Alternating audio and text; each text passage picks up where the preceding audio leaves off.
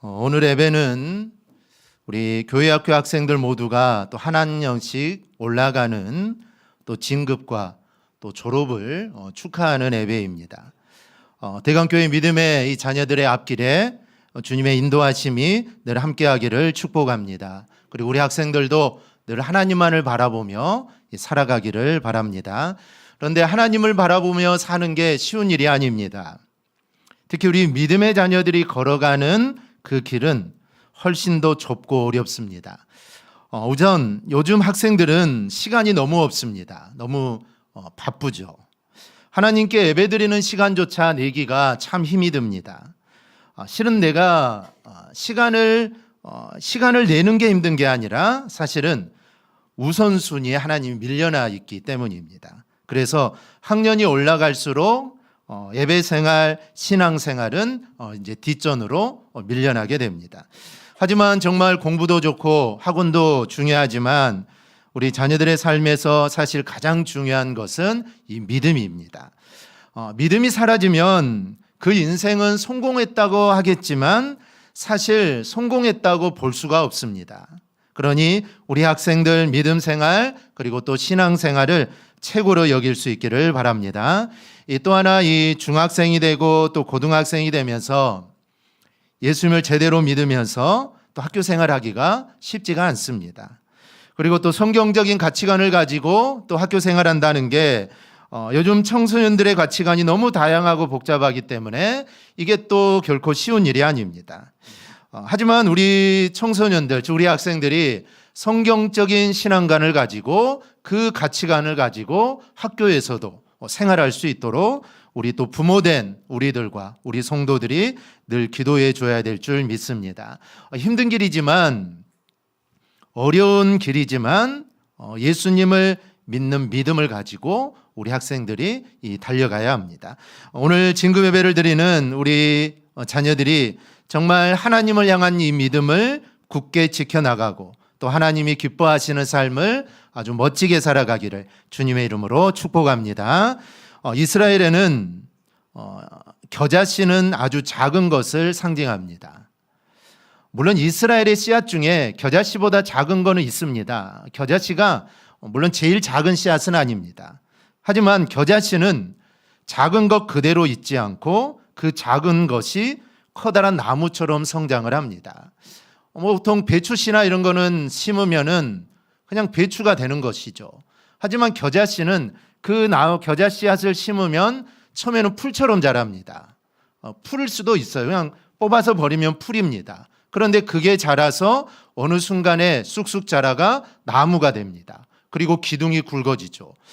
제가 진도에 있을 때 아버님이 겨자씨, 이스라엘의 겨자씨를 심었는데 심을 때는 그냥 풀인데 이게 자라니까 이제 기둥같이 나무 기둥이 됩니다. 그래서 거기에서 줄기가 뻗어서 씨앗이 열렸는데 약간 동그란 주머니 같은 것 속에 이 겨자씨가 엄청 많이 들어 있습니다. 그게 터지면서 이제 쏟아지게 되는데 겨자씨는 작은 씨앗이지만 그 작은 대로 있지 않고 그게 자라서 나무가 되고 그리고 밖에서 심으면은 그 나뭇가지에 새들이 앉아서 거닐 수 있는 그런 나무로 성장을 하게 됩니다. 그래서 겨자씨는 다른 씨앗에 비해 상징성을 가지고 있습니다. 이 작지만 작은 게 아닙니다. 만약에 예수님이 우리나라에서 말씀하셨다면 아마 예수님은 겨자씨 대신에 아마 소나무 씨를 예로 들었을 겁니다. 여러분 소나무 씨 보신 적 있는가요? 어떻게 생겼죠? 크던가요? 작던가요? 엄청 크던가요? 소나무가 이만하니까 씨앗이 이만할까요? 아니죠. 소나무 씨앗도 엄청 작습니다. 근데 그 작은 씨앗이 심겨져서 정말 엄청나게 큰 나무로 성장을 한다라는 것이죠. 잣나무 씨도 있는데 잣나무 씨앗은 소나무 씨앗보다 수십 배나 더 큽니다. 그만큼 소나무 씨앗은 작다라는 것이죠. 작다 보니까 소나무 씨앗에는 날개가 달려 있습니다. 그래서 만약에 그걸 던지면 프로펠러 같이 돌아가면서 씨앗이 떨어지고 그게 이 소나무 씨앗입니다. 그런데 그 작은 게 자라서 상상을 초월하게 크게 된다라는 것이죠.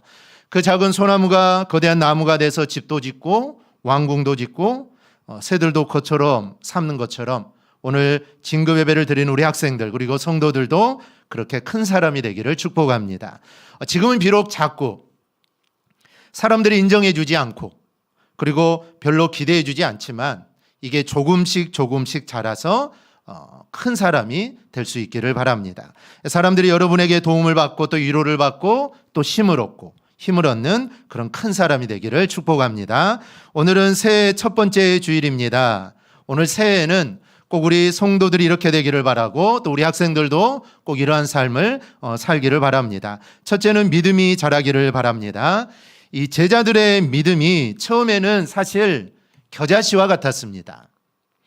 믿음이 있기는 있는데 이 믿음이 잘 보이지 않는다는 것이죠. 겨자씨도 손 안에 올려놔야 그것도 여러 개를 올려놓고 봐야 이게 씨앗인가 보다라고 볼 정도입니다. 그래서 처음에는 제자들도 믿음은 있긴 있는데 이 믿음이 보이지 않았던 것이죠. 아직은 씨앗 상태에 있었던 겁니다. 그런데 그 씨앗이 싹이 나서 자라야 하는데 예수님과 함께 있을 때는 이 씨앗이 자라지를 않습니다. 왜냐하면 그들의 관심이 다른 데 있었기 때문이죠. 예수님의 관심은 그들이 자라서 복음의 일꾼이 되는 것인데 이들의 관심은 예수님의 왕이 되면 예수님의 좌우편에 앉는 것에 관심이었기 때문에 그 믿음의 씨앗이 자라지 않았던 것입니다. 어찌 보면 참 형편없는 믿음을 가진 제자들이었습니다. 그런데 예수님이 승천하시고 성령 강림을 통하여 그들은 대단한 믿음의 사람으로 변화되어 그들은 큰 사람이 됩니다. 여러분도 믿음이 자라기를 축원합니다. 지금 여러분의 믿음이 어떻습니까?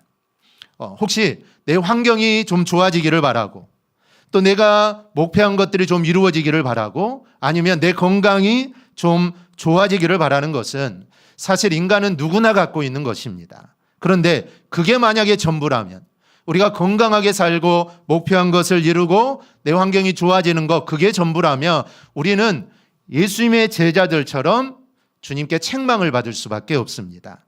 우리는 그런 것에 관심을 두지 말고 우리 모두 먼저 우리의 믿음에 관심을 두시기 바랍니다. 여러분, 우리의 믿음이 자라야 합니다. 근데 믿음이 자라기 위해서 가장 기본 중의 기본은 사실 예배입니다.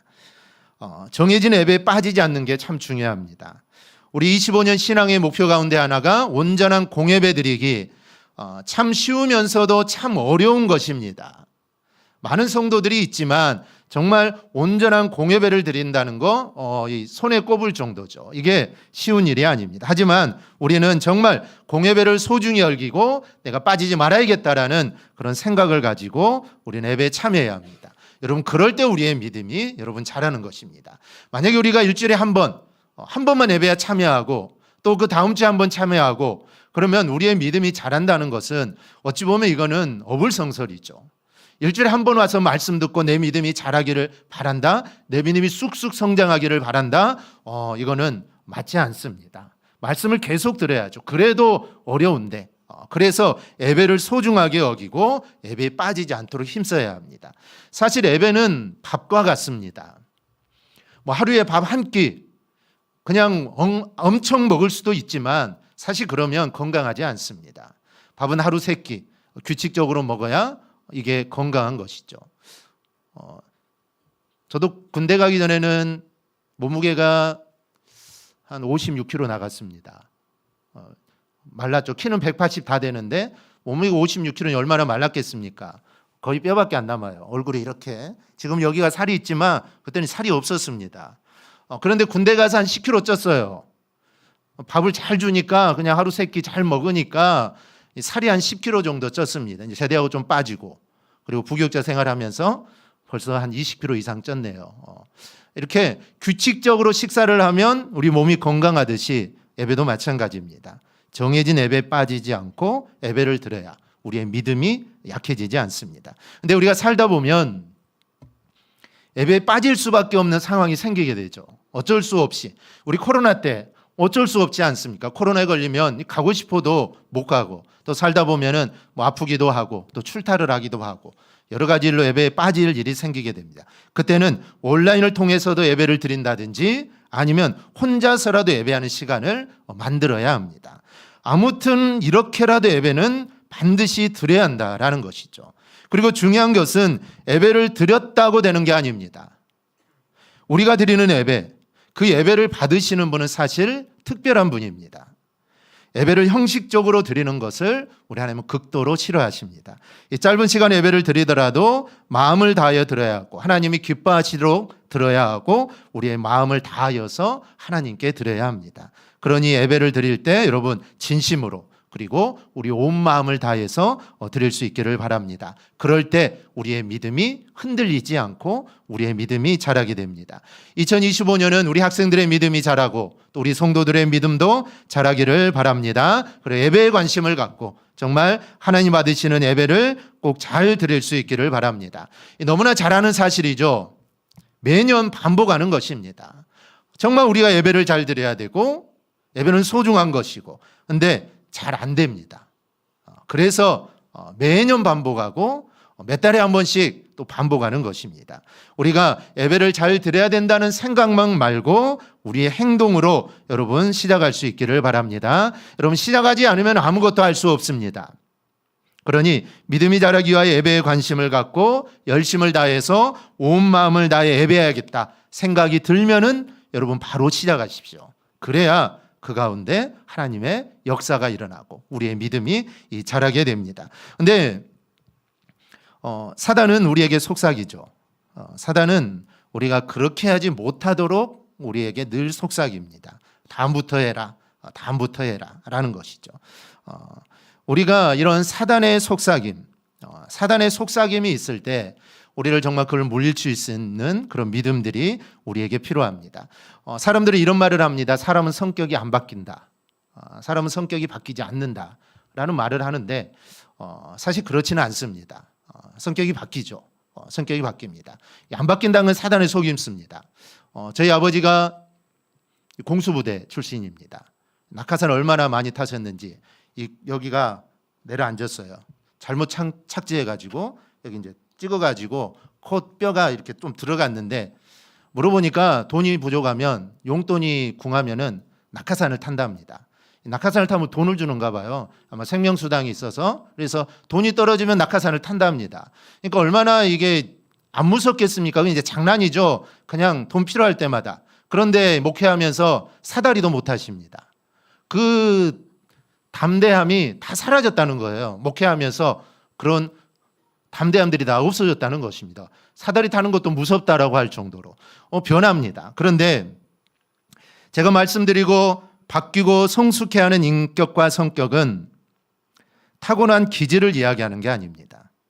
범죄함으로 타락하여 들어온 악한 성품입니다. 이 꼼꼼한 성격, 대담한 성격, 쾌활한 성격, 이거는 하나님이 주신 성격이죠. 이 바꿀 필요 없습니다. 그런데 그것도 바뀌지 않습니다. 그런데 누군가를 비난하기를 잘하는 성격, 또 의심을 잘하는 성격, 속이기를 잘하는 성격, 작은 일에도 속상하거나 시험 들었다고 잘 삐지는 성격, 화를 잘 내는 성격, 책임을 다른 사람에게 넘기는 성격, 다른 사람을 힘들게 하고도 전혀 개의치 않는 성격 등 이런 것들은 타락한 인간에게 들어온 악한 마음들입니다. 아마 이런 마음들이 우리 안에는 한두 가지씩은 다 있을 겁니다. 그런데 이것이 믿음이 자라면 이거는 고쳐진다는 것입니다. 이거는 바뀌게 됩니다. 우리 안에 믿음이 들어오게 되면 이것이 하나하나 고쳐지게 된다라는 것이죠. 이런 악한 것들, 나쁜 성품들이 고쳐지기 위해서는 예배와 함께 기도가 동반되어야 합니다. 예배를 통해 은혜를 받고 은혜 받은 살기대로 결단하고 또 금방 그 색각이 약해지고 또 심지어는 사단이 방해하기도 합니다. 그럴 때 기도를 통하여 우리는 그것을 극복해야 합니다. 그러면 하나님이 힘을 주셔서 우리가 그런 것들을 바꾸고 하나님 안에서 온전한 모습으로 또 하나님이 기뻐하시는 모습으로 살 수 있도록 우리를 고쳐주시는 겁니다. 즉 하나님이 힘을 주신다는 것이죠. 그래서 우리는 예배와 삶이 오전에도 말씀드렸지만 우리의 삶이 되어야 한다. 기도도 마찬가지고 예배도 마찬가지입니다. 그러면 우리의 믿음이 겨자씨가 자라는 것처럼 조금씩 자랍니다. 그리고 나중에 이 겨자씨가 나무가 되어서 새들이 앉듯이 우리의 믿음도 그렇게 자라게 될 줄 믿습니다. 우리 그런 모습으로 큰 믿음으로 살아가기를 바랍니다. 또 하나는 하는 일들이 성장하고 확장되기를 바랍니다. 성장하고 확장되는 데는 전제 조건이 있습니다. 그것은 바로 시작하는 것입니다. 시작하지도 않았는데 성장하거나 확장되는 일은 없습니다. 그런데 사람들은 작심만 하고 행동으로 옮기지를 못하죠. 시작이 반이다라는 말이 있는데 사실 이거는 명언 중에 명언입니다. 시작하면 되는 것입니다. 시작 없이 되는 일은 없습니다. 그래서 시작하라는 것이죠. 내가 오늘 성경 오래 읽어야겠다. 한 달 후에 읽어야 되겠다. 아니면 7월부터 읽기 시작하겠다. 이게 아니라 1월 1일부터 시작하는 겁니다. 창세기 1장을 읽는 것이죠. 그럼 절반은 읽은 것입니다. 절반은 읽은 것입니다. 시작을 해야 그 2장도 읽을 수 있는 것이죠. 시작하지 않으면 읽을 수 없습니다. 그래서 내가 해야겠다라고 생각을 하면은 일단 해야 된다. 시작한다는 것이죠. 이런 시작하지 않으면 아무 일도 일어나지 않는다. 이 유명한 말이 있는데 이 제목으로 많은 사람들이 책을 썼습니다. 그 중에 하나가 빨간 클립 하나로 집 한 채를 마련한 사람의 이야기가 있습니다. 빨간 클립 하나, 이거 얼마 정도 할까요? 빨간 클립 하나로 1년 만에 자기 집을 마련한 사람이 있습니다. 이 물물교환의 달인 캐나다 청년 백수 카일인데 클립 한 개와 14번의 거래로 불가능해 보이는 일을 이루어냈다고 합니다. 처음에는 빨간 클립 하나를 가지고 물고기 펜 한 개와 바꿉니다. 그것을 문 손잡이 하나와 바꾸고 다시 그것을 캠핑 스토브 한 개와 바꿉니다. 그리고 그것을 발전기 한 개와 바꿉니다. 이렇게 교환을 해서 15번째 키플링의 집 한 채와 교환을 하게 됩니다. 이 집 한 채를 마련하기 위해서 아마 몇 날 며칠이 걸려서 차를 운전해야만 했고 또 비행기를 여러 번 갈아타기도 했고 많은 난관이 있었습니다. 하지만 카일은 자신이 이루고자 하는 목표를 위해서 내가 전 세계 어디라도 내가 가겠다라는 그 마음으로 자신의 블로그에 자신의 그 일정을 상세하게 기록하면서 사람들에게 진실한 믿음을 심어줬다는 것이죠. 즉 카일은 진실과 열정을 갖고 시작한다면 생각이 현실이 될 수 있다라는 것을 보여준 것입니다. 여러분 어떻게 클립 하나로 집과 바꿀 수 있겠습니까? 불가능하겠죠. 그런데 그걸 가능하게 만들었다는 것이죠. 그거는 시작부터 된 것입니다. 이걸 어떻게 집과 바꾸겠어? 다 포기하지만 일단 시작하는 것입니다. 그래서 그 일을 이루었다라는 것이죠. 아이들은 휴대폰이나 컴퓨터 등을 금방 이해하고 다룹니다.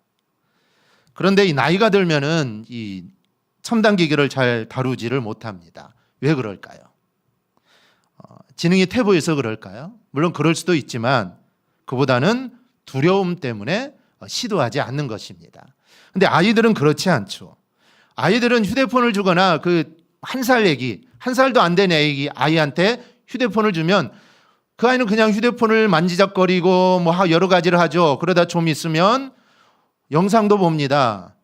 다음 영상도 이렇게 넘겨가지고 볼 정도로 금방 아이들은 습득을 하죠. 두려워하지 않기 때문입니다. 뭐 고장나거나 그런 거 신경 쓰지 않죠. 그런데 나이가 들면 이 고장나면 어떻게 할까? 두려움이 생기죠. 이 고장나면 이거 고칠 수도 없고 이거 어떻게 할까? 두려움이 생겨서 그 일을 시도하지 않아서 기기를 다루는데 어려움이 많다라는 것이죠. 그렇기 때문에 우리는 두려워하지 말고 무엇이든지 아무거나 시도해 보는 게 여러분 참 필요합니다. 우리는 예수님을 통하여 하나님의 나라의 백성이 되었습니다. 겉으로 봤을 때는 세상 사람들과 다를 게 하나도 없지만 우리는 세상 사람들과는 근본적으로 다릅니다. 이 세상에서 열심히 살다 가면은 우리는 하늘나라에서 영원한 행복과 기쁨이 보장되어 있는 사람들입니다. 즉 세상 사람들이야 지옥에 가겠지만 우리는 영원한 행복이 보장되어 있죠. 그러니 이 세상에서 무엇을 한들 사실 이거는 실패가 아닙니다. 그러니 그게 무엇이든 하나님이 기뻐하실 만한 일이라면 여러분 시작할 수 있기를 바랍니다. 선한 일들을 여러분 시작하십시오. 그러면 하나님께서 반드시 이루어 주실 것입니다. 2025년 우리가 새로운 한 해를 보내면서 시작하면서 첫 번째는 믿음 성장을 위한 노력입니다. 오늘 또 진급 예배를 드는 우리 학생들의 믿음의 성장을 위해서 열심히 또 노력할 수 있기를 바랍니다. 큰 것부터 하려고 하지 마시고 기초적인 것부터 작은 것부터 여러분 시작해 보십시오.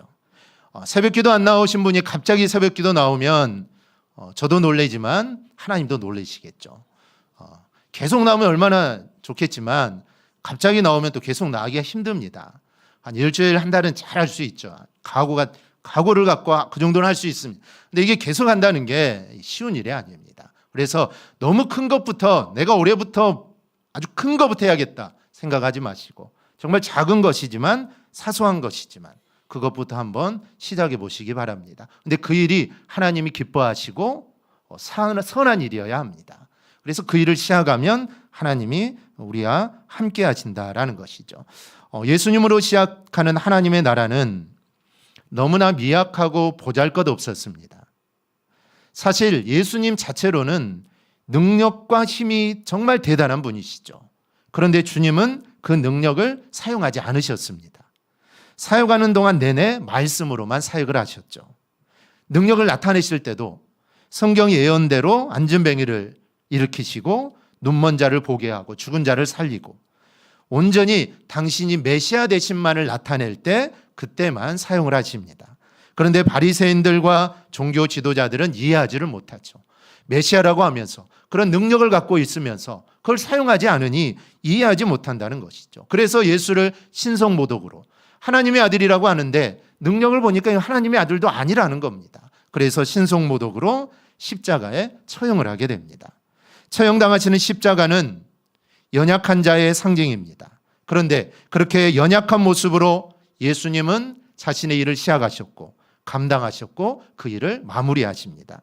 예수님으로 시작하는 하나님의 나라는 이렇게 나약하고 보잘것없는 모습으로 시작되었지만 하지만 정말 나약하고 보잘것없는 우리를 그 나라 백성으로 삼게 하신 정말 위대한 나라를 우리 주님은 이루신 것입니다. 오늘 말씀이 그대로 된 것이죠. 오늘 말씀 다시 한번 우리 한음성으로 함께 읽어보겠습니다.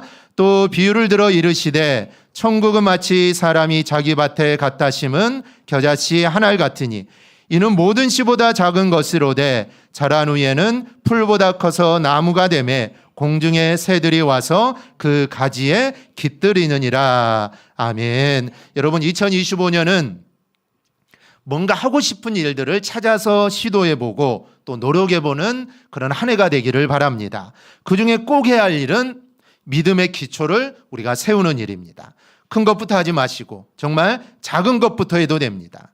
하나님은 작은 것을 크게 하시는 분이 하나님이시기 때문에 우리가 작은 것, 선한 일, 하나님 기뻐하시는 일, 작은 일을 시작하면 하나님은 그거를 부풀려 가지고 반드시 크게 해주실 것입니다. 그 하나님을 우리가 신뢰하고 또 의지하고 그래서 하나님이 기뻐하시는 일, 그 중에서도 우리의 믿음의 기초를 세우고 그 위에 여러분의 목표를 이루어가는 한 해가 되기를 주님의 이름으로 축원합니다. 아멘. 기도하겠습니다.